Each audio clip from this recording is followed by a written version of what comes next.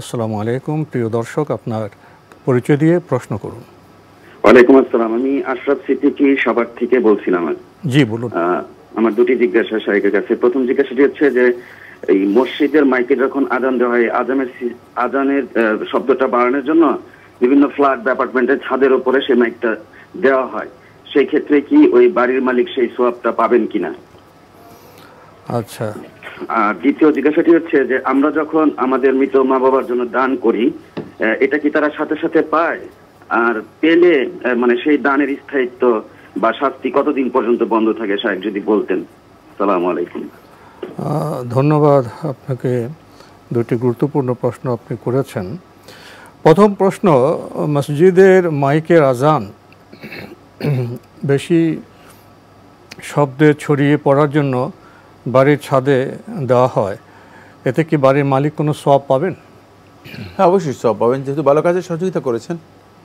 যে কোনো ভালো কাজে সহযোগিতা করা এটি সওয়াবের কাজ। ওয়া তাআওয়ানু আলাল বিররি ওয়াত তাকওয়া, আপনি যে কোনো ভালো কাজ করেন, কুল্লু মারুফিন সাদাকাহ, প্রত্যেকটি ভালো কাজেই সহিহ মুসলিমের রওয়ায়াতের মধ্যে এসেছে, রাসূলুল্লাহ সাল্লাল্লাহু আলাইহি ওয়াসাল্লাম বলেছেন কুল্লু মারুফিন সাদাকাহ, প্রত্যেকটা ভালো কাজই হচ্ছে সাদাকা।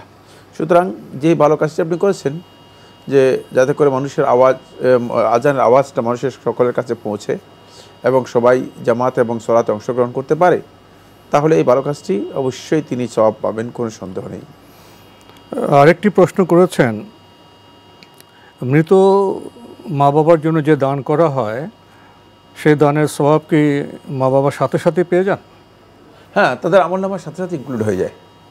কারণ দান এত গুরুত্বপূর্ণ বিষয় যে দানটা আল্লাহ রাব্বুল আলামিন সরাসরি সহিহ তিরমিজি এর মধ্যে এসেছে, রাসূলুল্লাহ সাল্লাল্লাহু আলাইহি ওয়াসাল্লাম ইরশাদ করেছেন যে ইন্নাল্লাহা ইয়াখুযুহু বিয়ামিনিহি, আল্লাহ তাআলা তার ডান হাত দিয়ে সেটাকে গ্রহণ করেন।